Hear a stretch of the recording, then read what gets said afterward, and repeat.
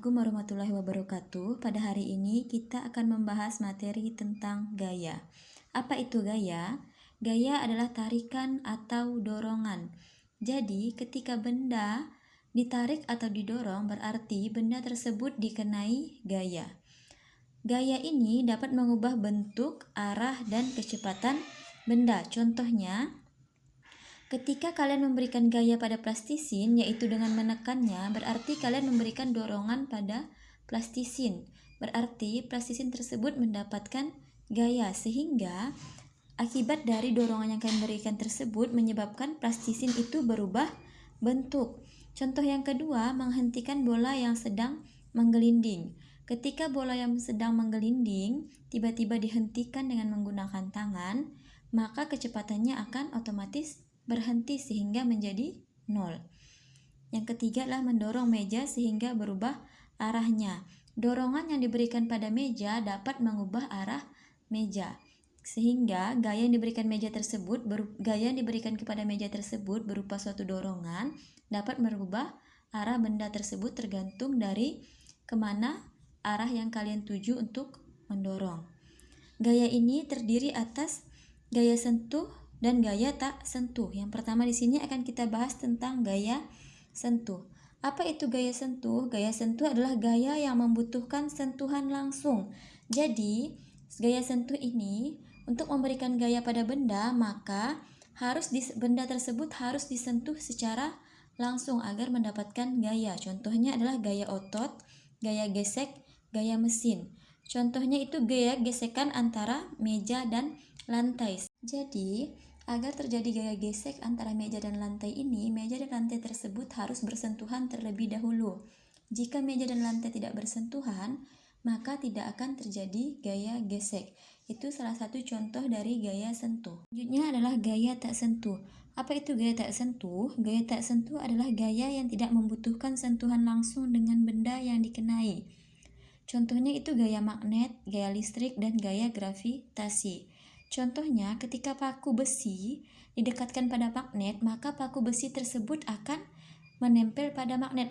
Meskipun pada saat kita mendekatkannya, antara magnet dan paku besi tersebut tidak saling bersentuhan, namun gaya magnet akan menarik paku besi. Ini dinamakan gaya tak sentuh. Meskipun tidak bersentuhan, tapi magnet tersebut masih tetap bisa menarik paku besi yang ada di dekatnya. Selanjutnya kita akan membahas tentang resultan gaya. Apa itu resultan gaya? Resultan gaya adalah perpaduan dua gaya atau lebih yang bekerja pada suatu benda. Nah, resultan gaya ini dapat kalian hitung dengan menggunakan rumus.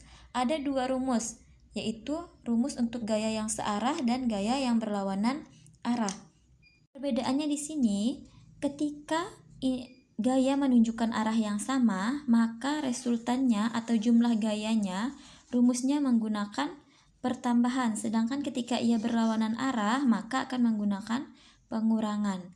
Untuk menentukan arahnya kita lihat dari arah tanda panah. Jika arah tanda panahnya sama berarti itu adalah gaya searah, sedangkan kalau berlawanan berarti gaya berlawanan arah.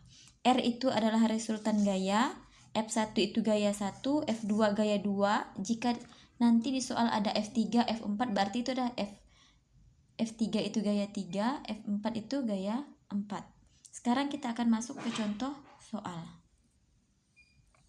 Contoh soal yang pertama, kita lihat F1 18 Newton mengarah ke kanan, sedangkan F2-nya 4 Newton mengarah ke kiri. Berarti itu adalah gaya berlawanan arah, sehingga resultan sama dengan F1 dikurang F2 sama dengan 18 Newton dikurang 4 Newton. Dapatnya 14 Newton. Ini soal nomor 1. Karena gaya berlawanan arah berarti harus kita kurang. Nah, di soal nomor 2, kita lihat dulu di sini ada 3 gaya. Perhatikan dulu gaya yang ada di sebelah kanan. Berarti kita tulis dulu R sama dengan F1. Kita lihat ke sebelahnya. Di sebelahnya ada F2 dan F3. Ternyata F2 dan F3 ini berlawanan arah dengan F1, otomatis tandanya adalah kurang. Nah, karena di sebelah kiri ini ada dua gaya dan mereka searah, berarti ini harus kita tambahkan terlebih dahulu. Berarti harus kita beri tanda kurung. F2 ditambah F3. Kita masukkan angka 18 dikurang 2 tambah 1.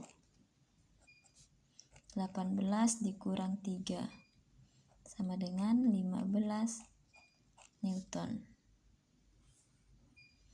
Nah, soal nomor 3, kita cari resultannya. Kita lihat di sebelah kanan. Di sebelah kanan terdapat dua gaya. Gaya ini searah, berarti kita selesaikan dulu yang di sebelah kanan. Karena searah, berarti rumusnya ditambah. F1 tambah F2. Nah, karena ini sebelahnya itu adalah area kiri dan ini area kanan, berarti pengerjaannya harus kita pisah. Harus kita selesaikan satu persatu, berarti ini kita kurung.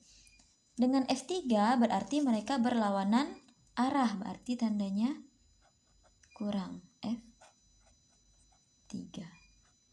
Masukkan angkanya 7 ditambah 8 dikurang 5. Dapatnya 15 dikurang 5. Hasilnya 10 Newton. Sekarang kita lanjut ke soal nomor 4. Kita lihat dulu, ini terdapat satu garis lurus, tapi perhatikan ternyata ada dua gaya di sini. Di sini ada tanda panah, ini F1-nya 6, F2-nya 8. Sama seperti soal sebelumnya, kita harus selesaikan satu ruas terlebih dahulu.